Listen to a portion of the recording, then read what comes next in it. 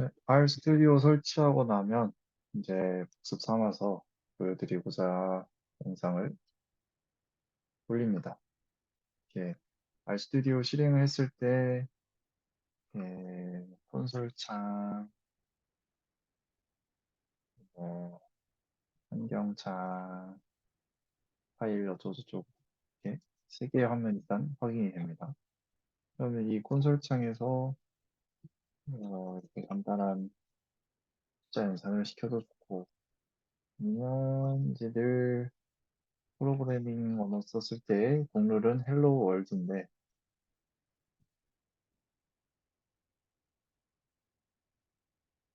네, 뭐 나라 사랑, 우리말 사랑을 위해 뭐 이렇게 한국말을 쳐도 좋고 근데 이렇게 하면은 결과가 저장이 안 되니까 늘 스크립트 창을 띄워줘야 됩니다. 그 스크립트는 여기 파일 또는 이 플러스 무엇에 여기다가 열어서 R 스크립트를 열어줍니다. R 스크립트를 열어주면 드디어 이제 4분할된 화면이 이렇게 보이게 된다. 이렇게 했을 때 하얀색 화면이 눈이 너무 아파서 보고 싶다 라는 생각이 들 수 있어요. 그러면 글로벌 옵션에서 이 어피어런스를 눌러주고 이 에디터 빔으로 가서 바꿔줍니다. 찾아보면 까만색 화면이 나오는 것들이 여러 가지가 있어요. 그래서 저장하고 바꿔주면 이게 좀 눈이 좀 덜 아프긴 하는데 뭐 눈에 잘 안 띈다고 하니까 다시 하얀 화면으로 돌아가면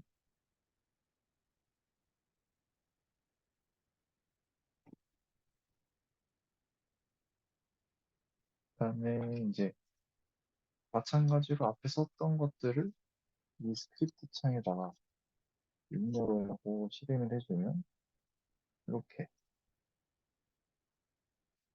이거를 마찬가지로 이 콘솔의 결과창이 확인이 되면서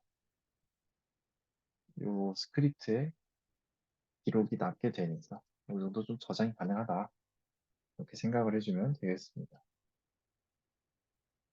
때 문제는 이제 뭘 해야 되냐. 가장 먼저 할 것은 작업 환경을 세팅해줘야 된다. 초기 이제 R 스튜디오를 처음 켰을 때 화면에서 그 초기 작업 환경은 wd라는 요 함수를 쓰면 알 수가 있는데 요거를 이렇게 블록 지정을 해서 여기 런 버튼을 눌러줘도 되고 아니면 단축키 그런 컨트롤 플러스 엔터를 쳐줘도 실행이 됩니다. 이랬을 때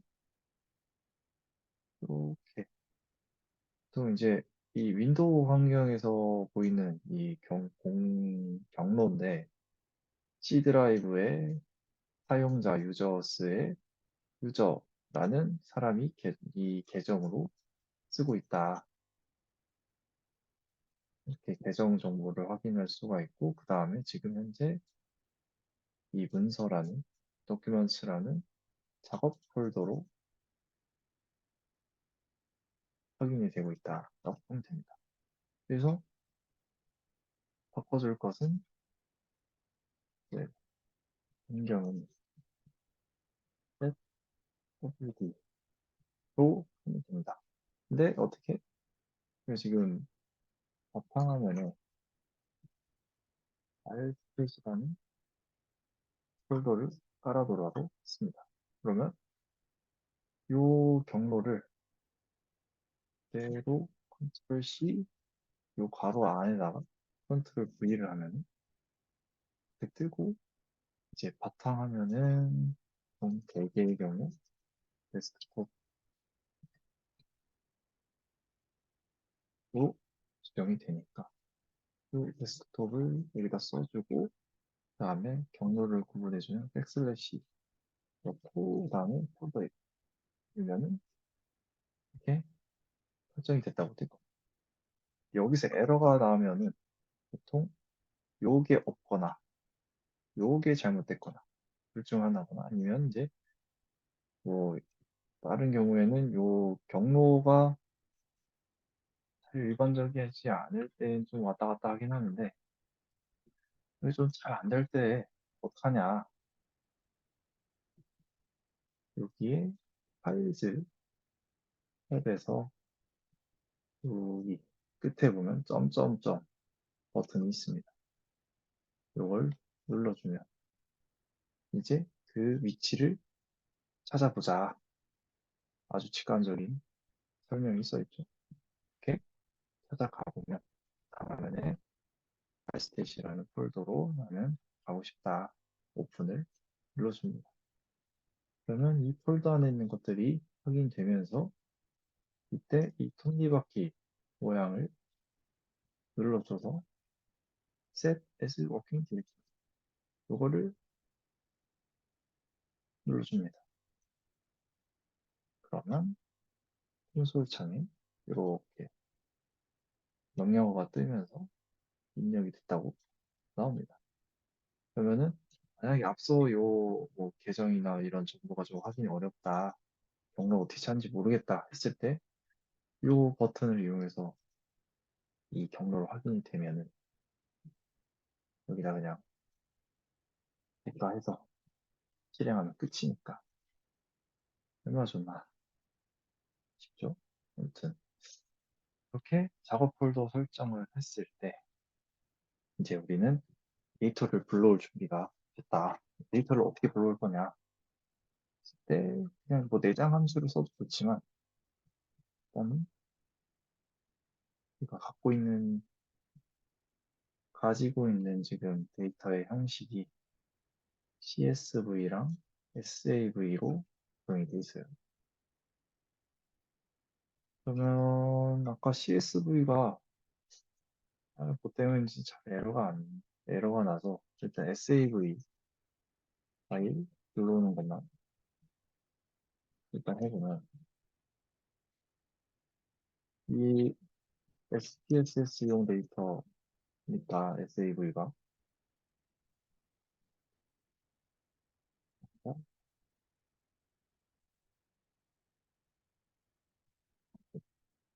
그랬을 때 필요한 거는 헤이븐이라는 패키지.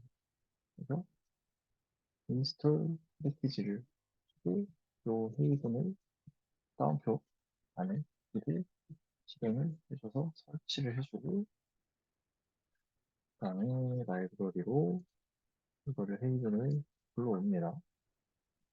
불러오면 잘 불러왔으면 이렇게 설치하고 아무 에러 메시지 없이 깔끔하게 이해가 하나만 딱 뜹니다. 그래서 이 헤이븐 안에 read save 라는 함수에 요 파일을 지금 들어와야 되는데 이거 타이핑 언제 다 하고 있나 귀찮잖아요. 그죠? 그러면 이렇게 list 파일즈라는 함수가 있습니다. 이 list 파일즈라는 함수를 실행을 하면 이 작업 폴더 안에 있는 모든 것들이 모든 파일들이 다 뜹니다. 옆에 이 숫자 여기서부터 하나, 둘, 셋, 넷, 다섯 해서 여기가 다섯이고 여섯. 총 6개의 파일이 있다라고 보면 됩니다. 그래서 지금 필요한 거는 SAV 파일이니까 요거를 복사를 해서 요 괄호 안에 넣고 실행. 그러면 이렇게 아름답게 데이터가 이렇게 뜨게 됩니다. 근데 그냥 실행을 하면은 이게 저장이 된 게 아니니까 뭐 맨날 이렇게 부를 수 없잖아요. 그러면 저장을 해줘야지. 저장을 해줄 때 이름을 지어주고 데이터라는 이름을 지어주고 그 안에 이름을 마이너스 를 줘서 명을 늘린 다음에 이 함수를 복사해서 써놓고 실행을 하면 바로 이렇게 데이터가 저장이 된 게 확인됩니다. 이때 데이터를 보면 총 2590의 옵저베이션, 즉 관측치가 발견된다. 총 2590명이 있고 350 variables, 350개의 변수들이 있다. 어마어마하다. 라고 보면 되겠습니다. 이때 또 한 가지 관측을 저장하는 관측.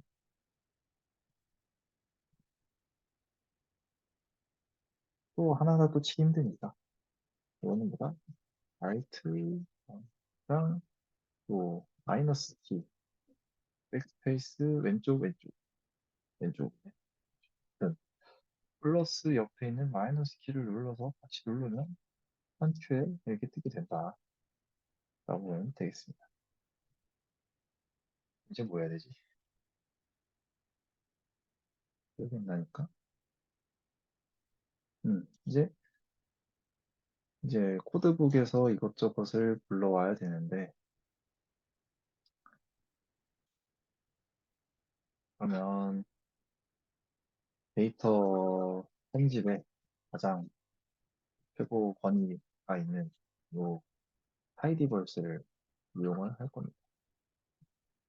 이게 처음 쓸 때 좀 익숙하지 않을 수 있는데, 이제 쓰기 시작해서 익숙해지면은 이거만큼 또 좋은 게 없다라는 거를 느끼게 될 겁니다. 그래서 마찬가지 설치하고 실행을 라이브러리를 통해 실행을 하면은 이제 select라는 함수를 먼저 쓰게 됩니다. select가 뭐냐? 요 데이터 총 350개가 있는 요 데이터 중에 요거 하나, 둘, 셋, 1번부터 16개, 16개 변수 총 이렇게 19개 변수만 딱 골라서 가져와라. 말 그대로 선택해와라.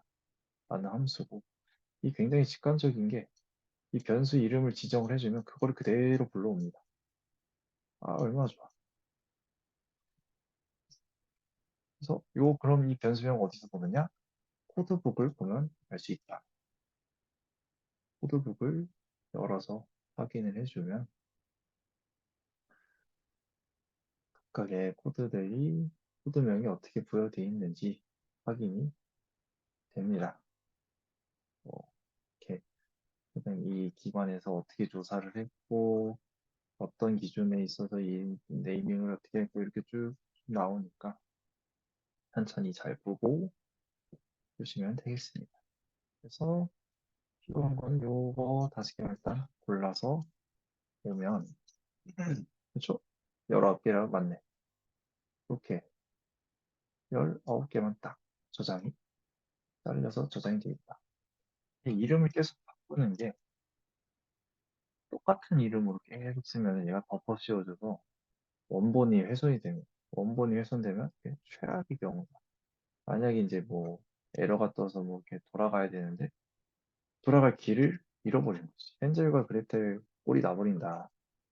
좀 큰일 나는 겁니다.